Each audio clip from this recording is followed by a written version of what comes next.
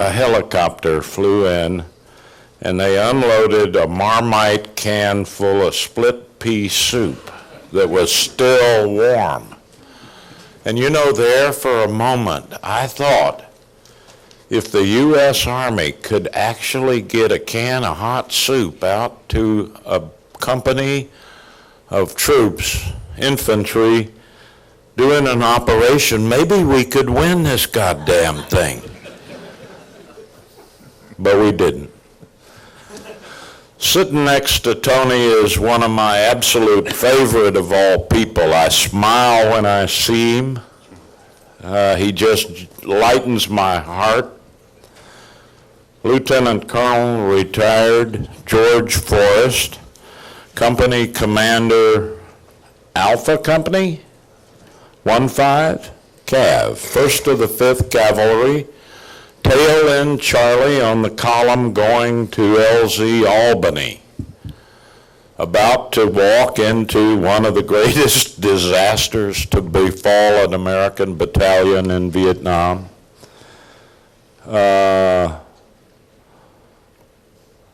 Did something remarkable. The battalion commander, not Colonel Moore, I would point out, another man, commanding the 2nd Battalion, 7th Cavalry, as they were approaching the clearing called Albany, about 3 miles away from X-ray, he called all the company commanders in the column of march forward. And they went forward with their first sergeants and their radio operators. And they were a long way from their men when the hammer went down on a fierce ambush. And about 155 American boys were going to be killed in the next 6 hours. And their company commanders were away and trapped away from their men, most of them. And they had been called to the head of the column. George Forrest's men were at the back of the column, 600 meters. And when the first mortar shells landed, George turned on his heel, his 2 radio operators behind him, and he ran 600 meters through the middle of the enemy ambush to get to his men, and saved most of their lives. His 2 radio operators running behind him were not so fortunate. They didn't make it. But George, I think, ran the fastest 600-meter dash that's ever been run in the history of mankind. George Forrest, the mic is yours.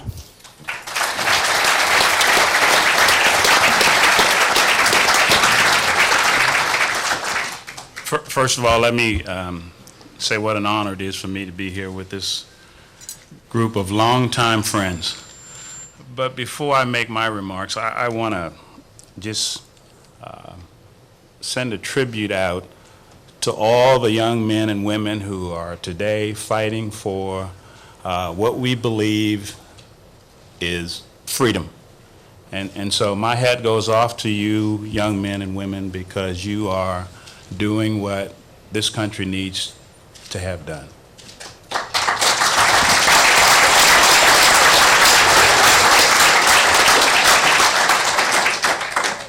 One of my recollections about, or a lesson learned for me, was never be attached. Attached is like being the red-headed stepchild. I was the company that walked into X-ray and walked out of X-ray because my parent battalion was, as Joe said, 1st of the 5th. I also want to piggyback on what Tony has said about my fondest memories of my unit were the men who looked to me for leadership. Joe talked about this run that I made, and depending on the audience and the number of beers that I had, the run gets longer every year, and the older I get a little faster and faster. But this may sound melodramatic, but the only safe place for me on that battlefield, because again, I was attached, I didn't know anybody in that battalion that I was attached to. So my guys, and where there was safety for me was at the end of that column. So this run that everybody talks about was more for me because it allowed me to be able to get back to safety. And in the midst of all that chaos, I know that sounds melodramatic, but it helped me. Because when I got back there were guys like Sergeant Rogers, Sergeant Klug, Freddie.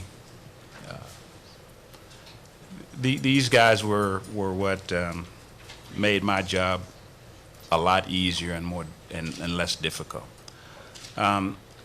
Unfortunately, as I said, I didn't have the pleasure of serving under Hal Moore, and did not meet him personally, where he would know who I was until after the book was written.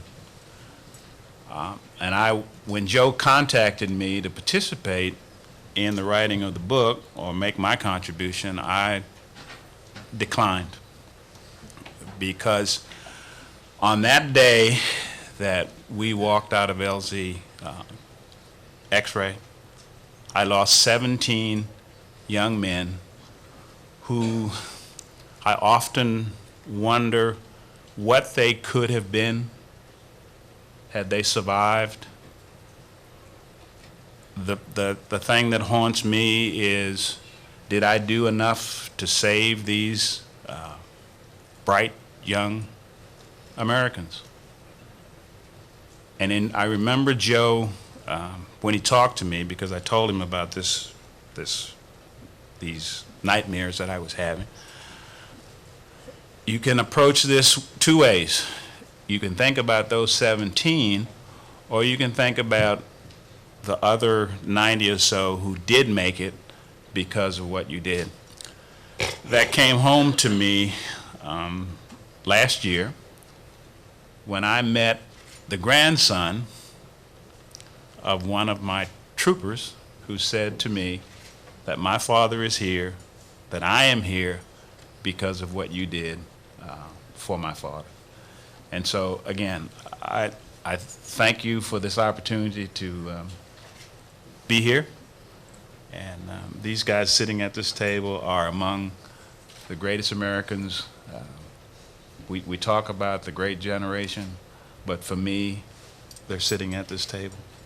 Thank you.